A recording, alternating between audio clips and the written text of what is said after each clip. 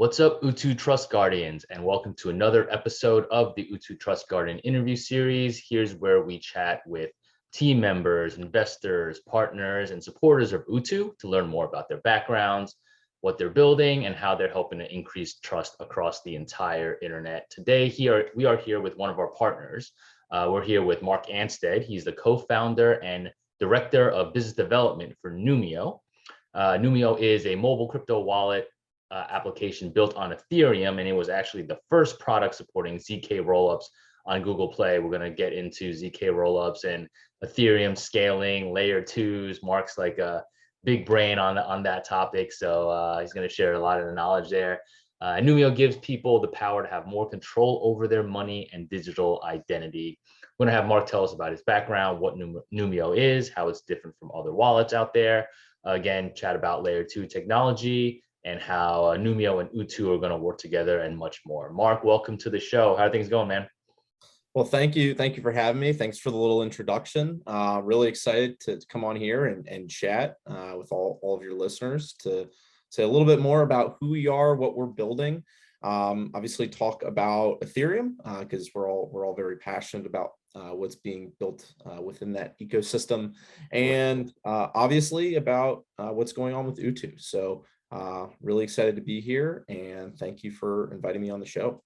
Awesome. Yeah, thanks for being here. So yeah, let's start learning more about your background, both on a personal and professional level. Sure. So my background in crypto, or I guess like my background in the industry, is very interesting. I never had a traditional corporate job. The only real one that I had Not missing anything. Yeah, I know. The only real one that I had was like, it was a long time ago, but it was an internship when I was in college, where I worked with a financial firm, helping out with a financial advisory firm. And I mean, that was pretty interesting, but I really just fell down into the crypto rabbit hole back in 2017. Bought my first Bitcoin back in 2014. And frankly, I had no clue what it was at the time. I was just buying it, and I had no clue what it did, how it worked, what it was, but I was like, all right, let's do this. Unfortunately, all the Bitcoin that I had, I sold about a year later when I got into college, because I was like, I don't know what this Bitcoin stuff is. I don't need it. Everyone's got that story, man. Yeah, I know. I'm not upset that I did it though, because I was in college, I was going out, I was trying to have fun. So it was priceless. Though it was a expensive, priceless decision. But regardless, it's in the past. You got to get in the past. Get it out of your head. But in 2017, I found myself into the rabbit hole. Started reading about Bitcoin, reading about Ethereum, and I just started doing a lot of articles, doing essentially research about what was being built. And I found my first position with an organization called Cryptocurrency Investing Network, which was an awesome role. Wasn't a traditional role when I got it. I was just helping out as a moderator on one of the largest Facebook groups on, I guess, focused around crypto. And that I essentially molded that into a position where I ran all the marketing and business development for that entire social platform, which was really cool. So I got to work with teams ranging from ideation to teams that were multiples of billions of dollars. And I ended up deciding that I really wanted to work and be a builder rather than I guess a service provider. So I got myself involved in the open source ecosystem, met a bunch of my team members, and set off to start a couple companies. One of which was actually Hydro Labs, where for those of you who don't know, I actually got to work with Mike for a little bit, which was a really cool experience. Yeah. And from there, transitioned into starting a new company, which is obviously now known as Numio. And in my free time, outside of what I'm doing with Numio, I am helping out with a bunch of different DAOs, and obviously that's really exciting. I love the community aspect, and how you can essentially be involved with these different types of organizations without any real like formal position. It's just like, okay, go and get involved, provide value. And I think that's a really, really awesome concept. So some of those DAOs I'm involved with, Index Co-op, Phoenix DAO, helped to start Words DAO, Shitcoin DAO, which is just like we punt money into random coins on Uniswap. Started it like a year and a half ago with a bunch of random friends as an experiment, which was really cool. Yeah, just getting very involved in the Ethereum ecosystem, everything that's going on, and yeah, so that's, I guess, what brought me here today. Yeah, I mean, a lot of interesting stuff to talk about there. We're definitely going to get more into Numio, but the DAO is the whole DAO space is super interesting in the sense that look, every protocol is going to become a DAO, right? It's just going to be, you talk about more the technical aspects of Ethereum and how it's changing finance, obviously with DeFi, art with NFTs. And it's going to it's going to be used to tokenize real world items, just change the way business is being done. But kind of embedded in that is this concept of the DAO is just changing ways work gets done, changing ways people in organizations collaborate, how they're organized, how they communicate. Super interesting. And yeah, that's definitely a space where I think is going to be kind of the next space where a lot of new tools are going to be built for it. There's some things now like Aragon and some other kind of DAO platforms, but I think that space is going to explode. Just better ways to organize a decentralized organization. So great stuff here. And then yeah, definitely going to pick your brain on that a little bit as well. Feel free. Yeah. So, all right. So just kind of ways to just thinking about structuring this conversation, and let me know what you think. So first, we'll hear a little bit about what Numio is, what you're building there, and layer 2 is definitely a key differentiator for Numio. So let's hear a little bit about what layer 2 is and some of the benefits there. Then we'll kind of bring it back, talk about your roadmap, what you got in the future. And how Numio and UTU is going to work together, and then we'll wrap it up with quick fire questions. How's that work? Let's get after it. All right, let's do it. All right, so just give us an overview of Numio, what you're building, how it's different from other wallets out there. Sure. So as you mentioned in the beginning, our goal is to give people more control over their money and their identity. The main focus that we have had so far, and the most I guess interest and adoption that we've had, is around what we're building around the money and the crypto wallet aspect. We've been very passionate about everything with regards to Ethereum scaling for a pretty long time, and built out an MVP on Plasma a couple of years ago, and realized that was pretty nascent technology, and transitioned into essentially building out a solution on zkRollups. That came with its own difficulties last year, but obviously we were able to overcome that and be the first team to launch a mobile application supporting that, which was really, really exciting.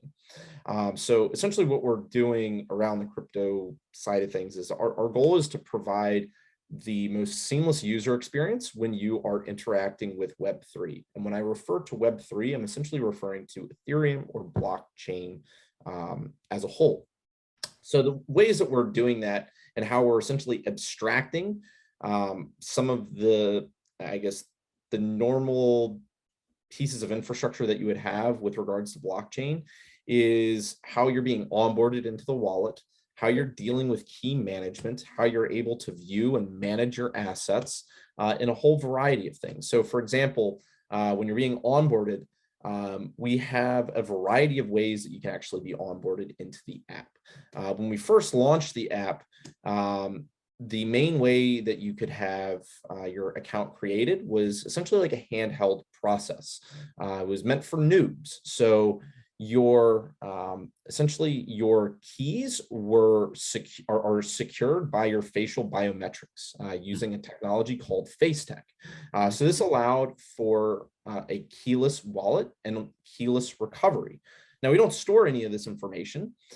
It's essentially just a hash that you use to decrypt your keys through your facial biometrics. And obviously, so if you lose your account on your phone, or just your account in general, you can easily go and recover your account just through your face.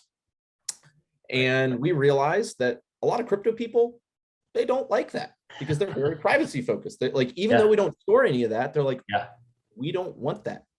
So we were like, okay, well, now we have to create another onboarding flow because we know that's really important for people who aren't really familiar with this stuff, to be able to essentially be handheld through this onboarding process.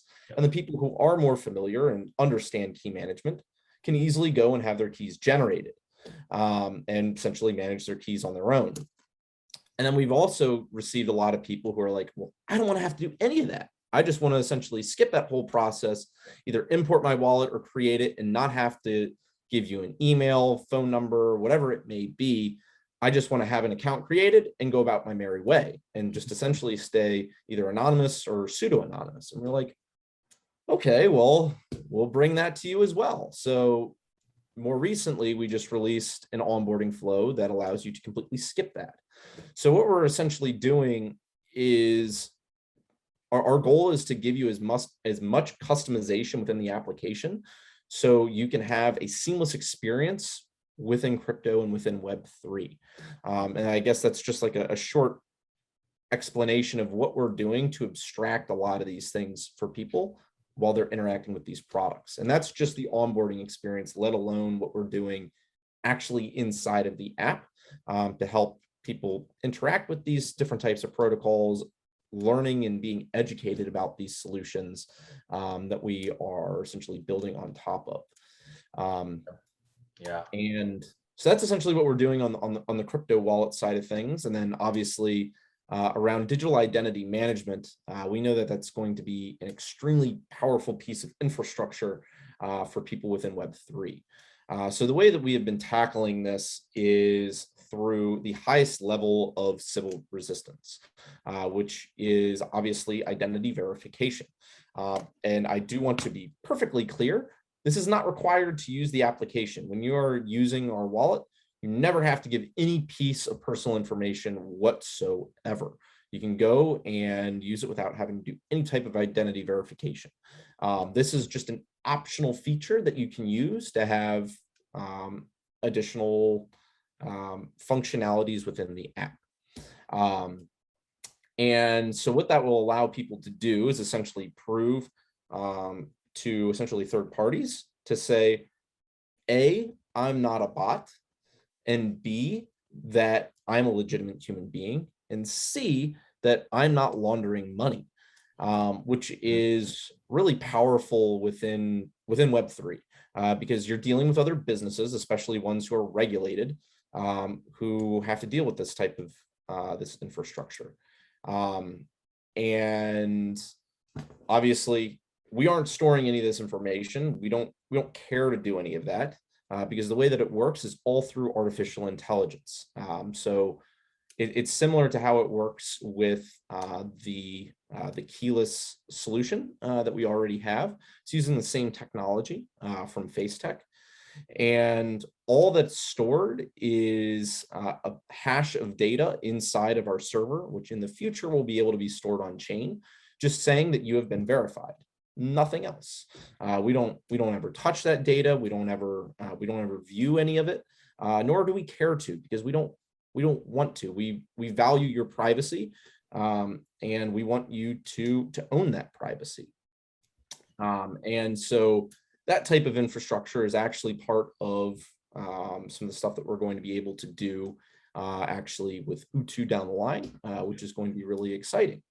So that's, I guess, a little bit about who we are and what we're building. Yeah, and I guess I can talk a little bit more about our roadmap, some things to look out for there in a little bit. Yeah. Let's jump into a couple of things that you talked about, just because, this is just one of the really super important topics for adoption is this onboarding process, right? Is because, in Web 2, it's pretty standard. It's you log into a whatever application, whether it's a financial application, social network with your either email address, or you can do Facebook login, LinkedIn login, Twitter login, some kind of social login there. And everyone accesses it the same in a very similar manner. Everyone's used to that, right? But then you come in with this whole self-custody, decentralization of crypto.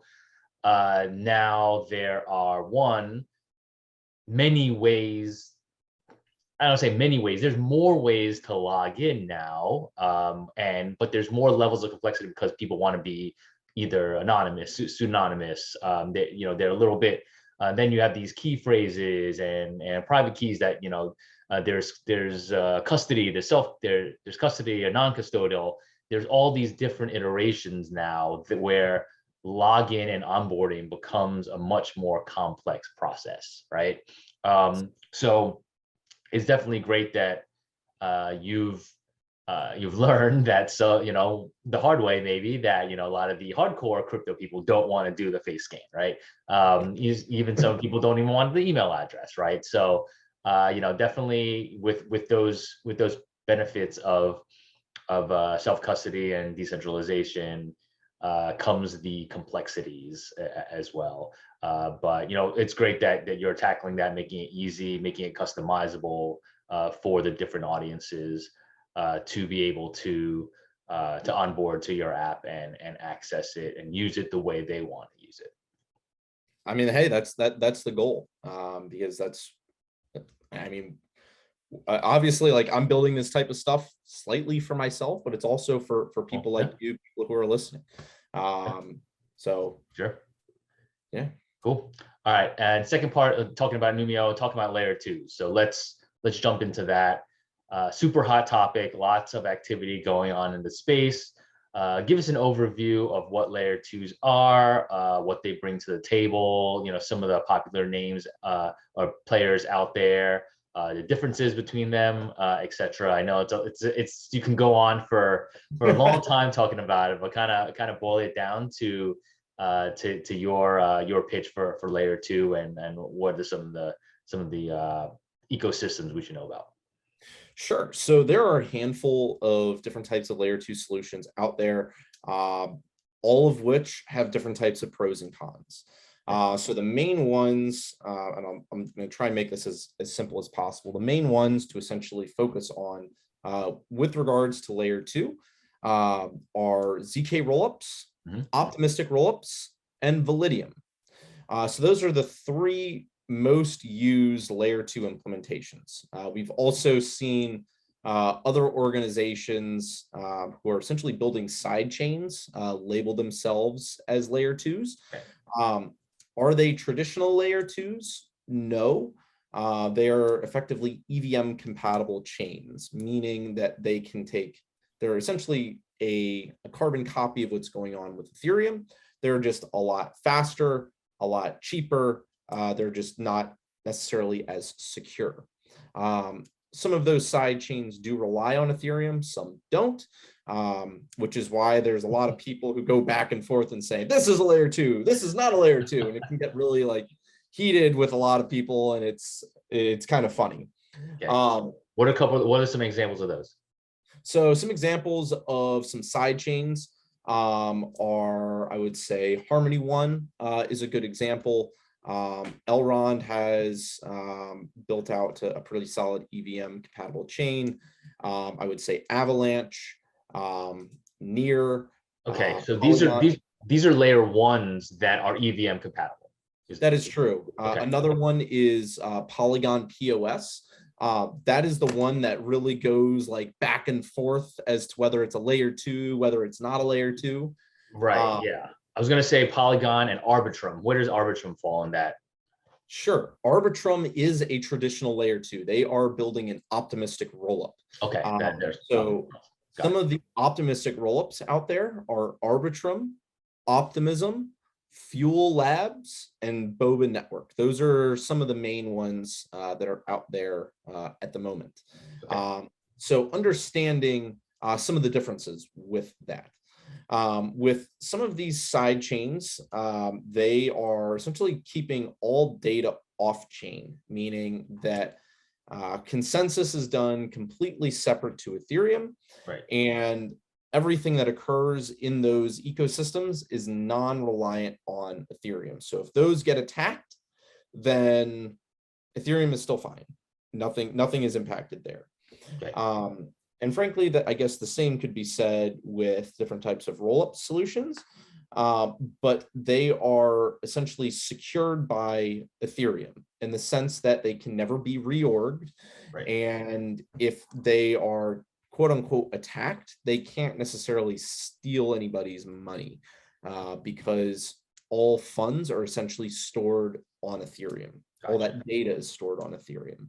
Gotcha. Okay. So with an optimistic rollup, for example, they have on-chain data availability. So every time a transaction goes through, a proof is stored on-chain. The big benefit to an optimistic rollup is they are right out of the gate, they are EVM compatible. So everything that exists on Ethereum is able to live in one of these virtual machines, whether it's AVM, which is the Arbitrum optimistic or the Arbitrum virtual machine, the OVM, which is the optimistic virtual machine, which is being built by Optimism, and other VMs like the ones from Boba Network and Fuel Labs. Okay. So no need to like refactor code or things like that? Nothing. Okay. Nothing whatsoever. And the only downside to, or I guess it's one real downside, is the prover system that they use. So with an optimistic rollup, they are using something known as a fraud proof. A fraud proof isn't something new. It's the same type of prover system that they used in a plasma solution or plasma chain, which is essentially when I'm generating a proof, you have to be pessimistic about all that data that has been generated and essentially check to make sure that it is valid because it does not require any math or anything to essentially generate a proof. I could just go and generate a proof however I would like, and it requires guardians to essentially go and check and verify to authenticate all of those transactions. Huh. Okay. So the risk not fully there, trustless is what that is okay. Yes, it is not. Well, none of the layer twos are fully trustless per se, right? But it has its downsides. So they all have their downsides, and I'll go into them. But with an optimistic rollup, like the big downside is you are essentially you have to be reliant on the sequencer and essentially quote unquote trust that they're pushing out correct and valid data. There has been some people that have come up with potential attack vectors. We haven't seen any happen. Do I think any are going to occur there? I don't think so. But that is one of the downsides. So with a fraud proof and that this challenge period that you have to have, if you want to wait to essentially withdraw your funds from the optimistic rollup, it takes 1 to 2 weeks. Yeah. So those are some of the, I guess, like the pros and cons of an optimistic rollup. Why is that? Because the proofs that are being generated, you have to be pessimistic about all of the data. Okay, that's because of that. Because when you're the sequencer, you can essentially just go and generate a proof. Gotcha. And you don't have to have any information to back it up, which is different from a zk rollup. So a zk rollup uses a different type of prover system. With an optimistic rollup, they use a fraud proof. With a zk rollup, they use something that is known as a validity proof, which means when a proof is generated, you know right away all the data that has been created, that proof is true and valid right away due to mathematics and cryptography, which is really cool. So when you're essentially generating a proof on a zk rollup, you know that it is correct. There's no guardians whatsoever. There's no liveness needed. You know if it's done, that's what's supposed to occur. The downside with a zk rollup is right out of the gate, it is not EVM compatible. So that's one of the big downsides. So zk rollups have been around for a while. We've seen Loopring was the first zk rollup to launch, and they launched an automated market maker with limit orders, and they've done an awesome job innovating there. And then some of the other zk rollups that have launched are zk Sync, Starkware, and Hermes Network, which was recently acquired by Polygon. Yeah. So the big downside with a zk rollup initially is that they are not EVM compatible. So you're probably wondering, okay, well, you're building around a zk rollup, so what is that? What does that even mean for the future of zk rollups? So there's two things. One is you can either build the zk rollup to be natively EVM compatible, which is what some teams are actually doing currently. Or alternatively, you can use a completely different programming language, which is, I would say, the more popular route at the moment, where you are building something known as a compiler. A compiler allows you to take existing smart contract code and place it into a compiler. It translates it into the correct language for that virtual machine. So with Ethereum, all smart contracts are written in Solidity, and the virtual machine that runs on Ethereum is known as the EVM, the Ethereum Virtual Machine. And on some of these zk rollups, they are using different types of virtual machines and different types of programming languages. So for example, on zk Sync, the rollup that we are actively building on, they use a programming language known as Zinc, Z-I-N-C, which is a soft fork of Rust. So you're probably like, well, not many people know Zinc. And I would say more people obviously know Rust, but the majority of people know Solidity, and the majority of smart contracts are written in Solidity. So what they've been working on over about the last year is building a Solidity compiler. So you can go and take Solidity code, drop it into the compiler, and it spits out that same code in its native language, so it can run on this virtual machine. And the same is being done with solutions like Starkware. Starkware is building a compiler, which is known as Warp. So you can take Solidity code, drop it into the compiler, and it translates that into Cairo, which is the native language for Starkware. And so that's a really big barrier for onboarding for new developers, new protocols, new projects into these ecosystems. Obviously, building in those native languages is significantly more effective than writing in Solidity because they're much more effective. And I don't need to go into the details of that, but those are some of the things that are being done in that regard. Okay. And I guess those are some of the obstacles to be overcome with regards to zk rollups specifically. When you're withdrawing from a zk rollup, you can withdraw on the next Ethereum block if you want to. A regular withdrawal will take about 4 to 6 hours max, so it's significantly faster, and the throughput for a zk rollup is significantly higher than an optimistic rollup. An optimistic rollup is generally going to be about 1/10 of the cost of Ethereum, while a zk rollup is going to be about 1/100th of the cost of Ethereum. Okay. Yeah. So, but essentially, all these layer twos are compared, maybe not compared to each other, but compared to Ethereum, is going to be much faster to use and much cheaper to execute transactions. That is correct. So they're all faster, and when I say faster, they're instant. So transactions are completed instantly on the client side, which is really cool, and obviously significantly cheaper, which is a huge benefit. Cool. Yeah. So you talked about the problems just with you working with with the zkRollups within Numio.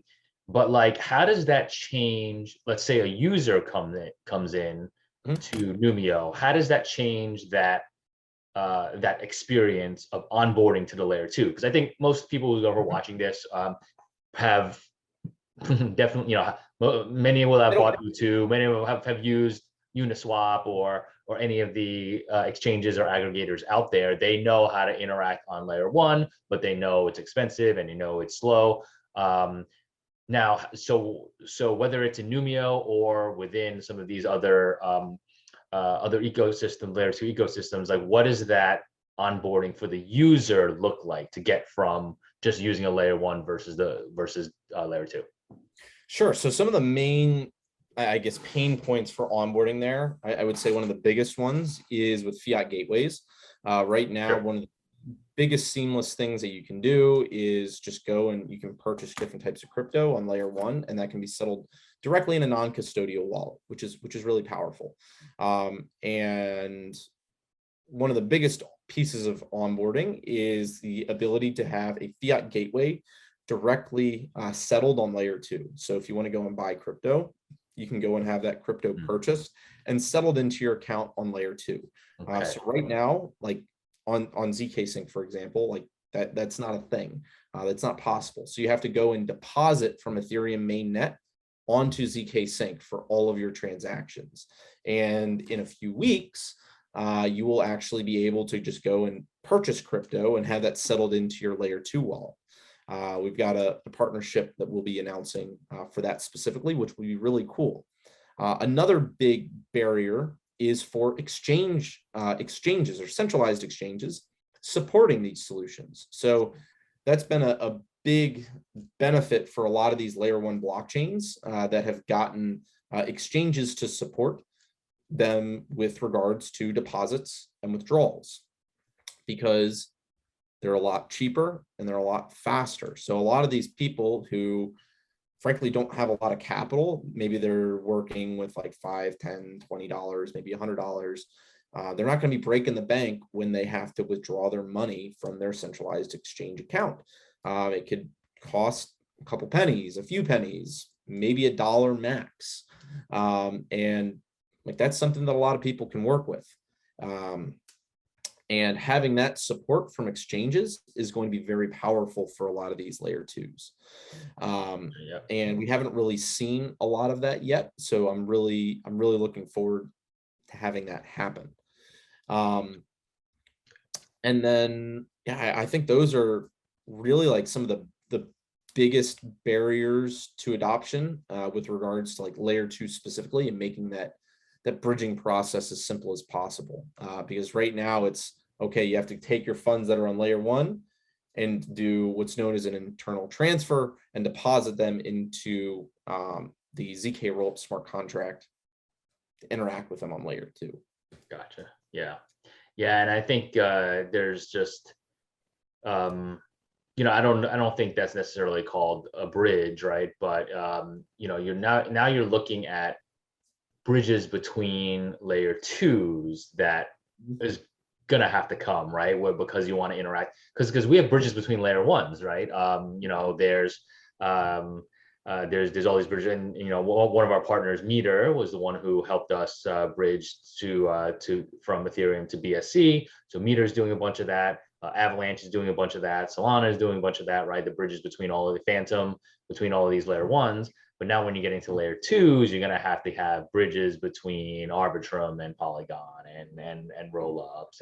And then is there going to be some just having that liquidity kind of fractionalized between layer 1s, layer 2s? There's just you're definitely solving some problems that need to be solved, but at the same time kind of causing other problems that need to be solved as well. So that's definitely interesting developments coming there.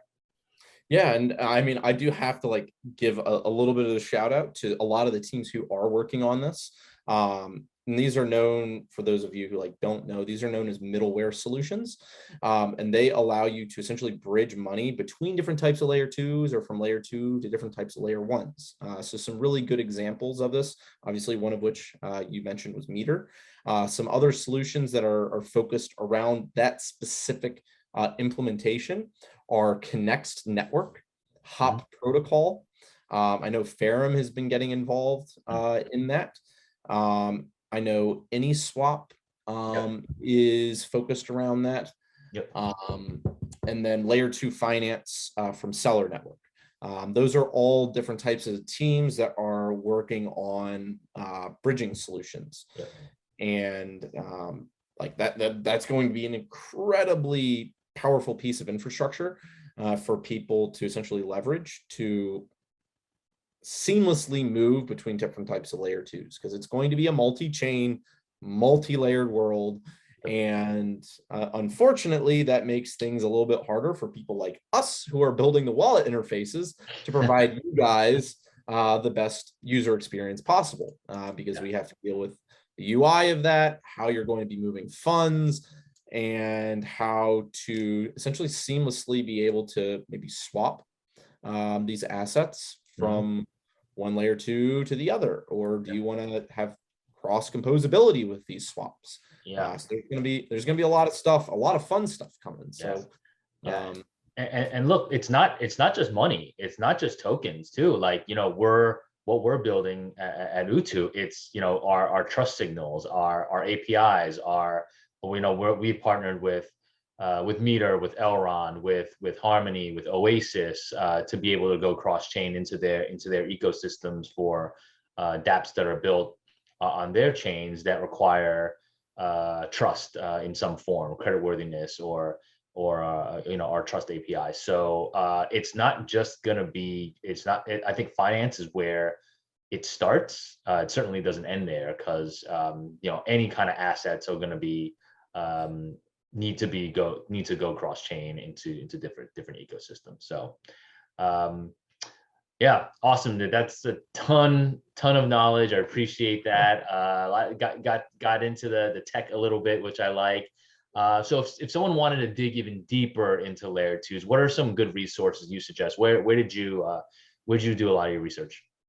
Oh gosh, I do not recommend any of the readings that I did, because I had to literally go and read a lot of actual research papers from the cryptography websites. So please don't do that. I'll save you guys the pain. If you want to go and I guess read some more about some of the stuff, a good initial resource would be l2beat.com.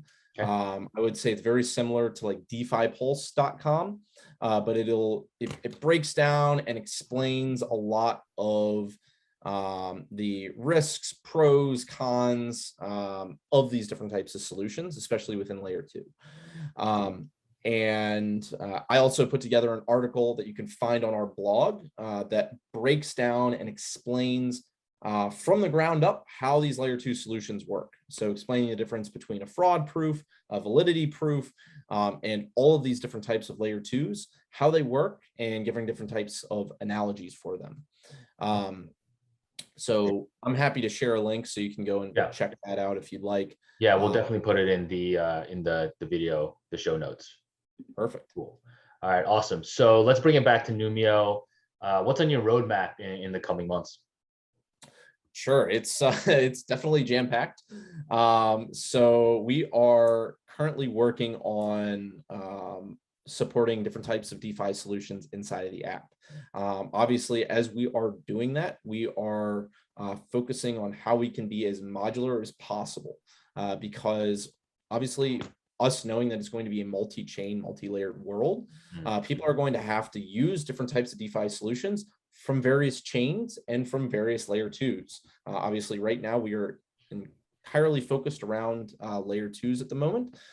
So it will be essentially you being able to interact with different types of layer 2 solutions, from whether it's Ethereum mainnet or different types of layer 2s. So the main ones that we are that we are working on supporting at the moment are Yearn, Aave, and Compound. And those are going to natively be on layer 1. And then from there, we're going to be working on some layer 2 implementations. As well as we're going to be building in NFT support, I believe starting either later this month or early November, which is going to be really exciting. And at the same time, starting in the next few weeks, we will begin adding additional layer 2s and potentially side chains into the app for people to interact with, because we know that having one chain or one layer 2 is not going to be the end all be all. We know that people are going to be using a variety of them, and we want to provide the best experience and be able to educate people inside those solutions. So be on the lookout for additional solutions that we're going to be supporting inside the app. We're going to be adding in multiple ones, which is going to be really, really exciting. I'm very pumped about that. I would say those are some of the main things that we're going to be working on over the next probably 2-3 months. So we're going to be busy. Lots to build there. Lots to build. Yeah. Very cool. Cool, man. So yeah, can you talk about our partnership a little bit? How we're going to work together and how we've already have worked together. Sure. So we've already listed UTU inside of the app. We'll actually be listing it on ZK Sync and having it be supported inside of the app there as well. Yeah, we got to do something, right? Didn't you tell us we got to do something for that? Yeah, you just basically you go and you pay $50 DAI, and that's it. And you'll be able to have it added onto ZK Sync. And the really cool thing about ZK Sync is that it is natively gasless, meaning that when people will want to send a transaction in UTU or interact with the UTU token on zk Sync, they never have to hold ETH. All network fees are able to be paid in the native token, obviously, nice. Assuming that they have liquidity on mainnet or on layer 2. So if you have UTU, you would be able to just go and deposit UTU into your layer 2 account, and you can either send transactions or in the future make trades in UTU and go about your merry way, and you never have to hold ETH. You don't have to do that. You don't have to unlock the token and whatnot, right? Call the contract. Right? Not currently, no. Which is obviously really useful. So great. But yeah, so that's one of the things that we're doing, as well as seeing how we can essentially implement UTU's Trust API into Numio Identity. If you don't remember what Numio Identity is that I mentioned earlier in the interview, Numio Identity allows you to pseudo-anonymously verify yourself to essentially prove your authenticity and just verify that you're not a bot, that you're not laundering money, whatever it may be. And we are going to be seeing how we can implement those different types of trust signals from their Trust API for people logging into apps, making payments, transfers, whatever it may be, and generate those different types of trust signals. And this allows people to essentially interact within Web3 in a more trusted or frankly trustless manner, which is obviously something that we're very focused on doing. And obviously we want to be able to support people inside of our app with that type of infrastructure. And one of the other really cool things is how people within the UTU ecosystem will be able to leverage that for different types of products that they are building. So if you are building a product on UTU, you can essentially leverage Numio Identity and use that inside of your own product. So if you want to leverage that trust verification, you can do so, because our goal with that is to be able to provide the highest level of Sybil resistance. And that's obviously something that can potentially we'll see with regards to developers in the ecosystem, to how that can provide a lot of value for different types of applications and dApps that are being built in that ecosystem. And most importantly, with one of the things that we are doing to help, I guess, this growing ecosystem is around educational content.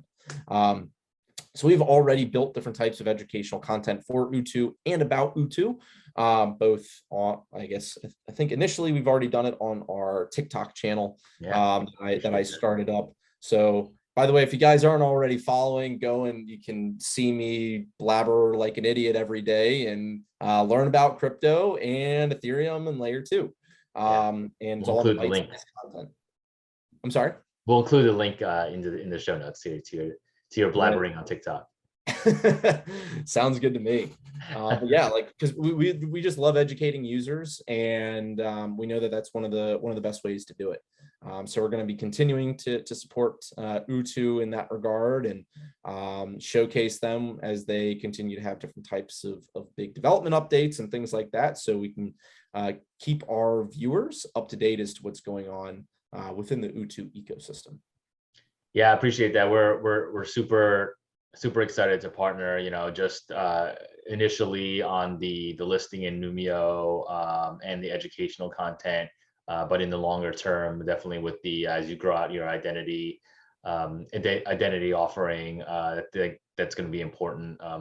Where we'd integrate with you, would kind of be that trust layer on top of your identity solution, as well as vice versa, your identity solution being able to help us legitimize our users and make sure that there's no bots there. So yeah, and again, it's been great. Like Mark mentioned before, we used to work together for a little while. Did some consulting for Hydro / Numio, and great team, great guys, fun to work with. So we're super pumped to partner with you and work together in the future. So all right, let's move on to the quick fire question. I'll ask you 3 questions in succession to learn more about you. Ready to roll? Let's get after it. Let's do it. All right. Number 1, tell us something unique and interesting about you that not many people may know. Sure. So maybe if people have watched some of my interviews previously, they might know this, but I was a previous D1 lacrosse player. And if you can see it on my video, I've got my guitar and ukulele. So I was self-taught, a self-taught guitarist, and I don't know how you can say a ukulele player, but taught myself a ukulele. Ukulelist. A ukulelist, I guess. Let's go with it. So yeah, love being creative with music. It's a lot of fun. Never would have thought that I would have done that, but picked it up a few years ago, and I was like, I'm going to teach myself. So I taught myself. Super cool. Yeah, I learned, I was taking some guitar lessons way back in the day. I've been thinking about picking it back up again. And I'm sure the learning methods and resources out there are very different than what I was using, 15 years ago. So I'm gonna have to bust out see if I can find my guitar first place, bust it out, and then see what's out there in the interwebs to learn a little bit of so I can serenade my wife and daughter at some point. Or annoy them. Or annoy them and be like, stop playing. Cool. All right. If you can chat with anyone, dead or alive, who would it be and why? So I have to go with Bob Ross, and everyone would probably be like, why the heck Bob Ross? I love that. I love that guy, his vibe, his mantra, like how he lived his life. And he's just like one of the happiest, like most, I guess, passionate people that I've ever seen. I never got to meet him. I wish I did. But he was so happy with like everything that he did. Mm-hmm. And I really respect that. And like, I hope that I can continue to do that with the things that I'm passionate about and things that I love. So I have like the utmost respect for him. And I thank him for his videos that he's done, because it helped me take a bunch of naps when I was in college, because it was like my favorite thing to turn on. I'm like, all right, time for like a mid-afternoon nap, turn it on, Bob Ross. Yeah, that guy's a legend. You know what was so funny? Like I would watch with amazement. You know, when I was a kid, I watched its old art show, and like the way he was able to just like, you know, paint this landscape, right? And like he just started painting a mountain, and you just could not tell at all that it was going to be a mountain until, but like you knew that he could see it, right? And like it appeared as this like beautiful mountain that you just didn't see coming until it was all together. So it was yeah, it was pretty amazing stuff. Yeah, he is very talented. I'll just put it that way. Oh, cool. All right, last one. What is something that you believe but few others agree with? Cool. So this could be, I'd be interested to get your, I guess, your rebuttal on this, because this goes like hand in hand a little bit with UTU, but because it's revolving around artificial intelligence. So I think artificial intelligence is arguably going to be one of the most powerful technologies to ever be created. But at the same time, it could also be one of the most dangerous technologies for the world. And the reason being is like, it can be powerful because it can help with automation and it can help with curating a lot of data. But on the other side, that automation is going to potentially hurt a lot of jobs, I guess, around the world, because we've already started to see that happen. And I'm very curious to see how, I guess, how it continues to be a part of our society as we continue to grow. Like, so I'm curious to hear like your thoughts on that as well, because like you're in it with AI. Yeah, so so we had a really I did a Trust Garden interview with Dr. Sebastian Stein from the University of Southampton, who is one of our partners, one of our research partners.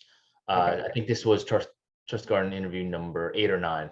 Anyway, I'll post a link to it. But so he's doing a lot of research, and the way we're partnering with him is he's studying how to use AI for the good of society is one of them. So what we're looking at is there's some transportation studies there, and there's really working together on the deep and research on the social recommendations that are at the core of UTU, and how to preserve privacy while providing those benefits of these connections.